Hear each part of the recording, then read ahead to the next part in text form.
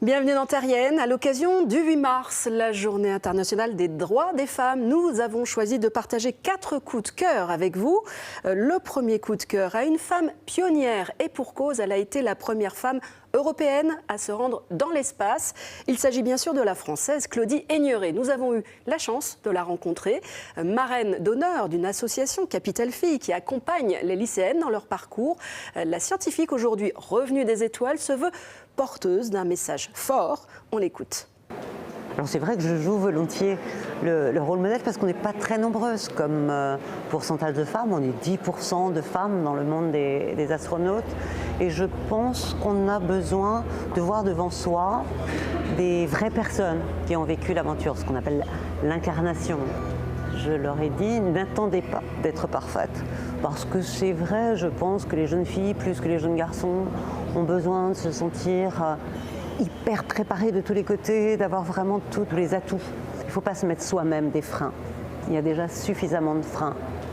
Voilà, un coup de cœur également aux femmes du monde entier. C'est le film Woman d'Anastasia Mikova et de Yann Arthus-Bertrand qui sort à l'occasion de la Journée internationale des droits des femmes.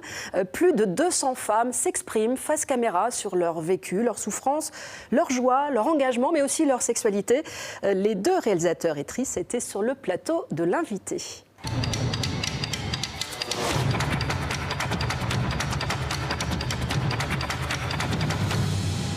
On voulait montrer la force et la résilience des femmes. Et pour moi, d'ailleurs, c'est la grande leçon de ce film. C'est ça, c'est leur force extraordinaire qui se dégage de tous les témoignages, peu importe le sujet dont on parle, si c'est la sexualité, la maternité, les discriminations ou l'éducation. En tant que femme, je peux faire quelque chose pour que le monde change demain. Et les hommes, dans tout ça, une pétition vient d'être mise en ligne par la journaliste et sociologue Lady Ngomang sous le hashtag #ManStopMan. Il est urgent que les hommes se parlent, s'écoutent et agissent ensemble, selon elle, afin d'éradiquer ces violences sexistes. Sans un tel engagement des hommes, il est utopique d'espérer changer la donne, explique la chercheure.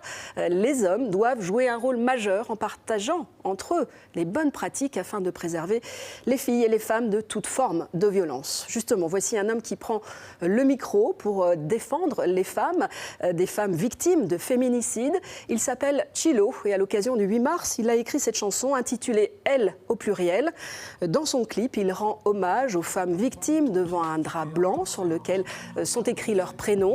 Ce nouvel artiste vient de sortir son premier single, mais déjà ses précédents clips ont été vus des centaines de milliers de fois sur YouTube. Ces femmes qui jamais plus ne se relèveront. J'élève mon poing vers le ciel dans lequel à jamais elles vivront. Vous êtes dans ma mémoire, j'écris vos noms dans un grimoire. Jasmine, Claire, Sandrine, Lisa, personne ne vous oubliera. Catherine, Fatma, Céline, Razia, tous ensemble on s'en ira. Voilà, bon 8 mars à toutes et à tous. Mais comme vous le savez, le 8 mars, c'est tous les jours sur Terrienne. Alors rendez-vous sur notre site et à la semaine prochaine.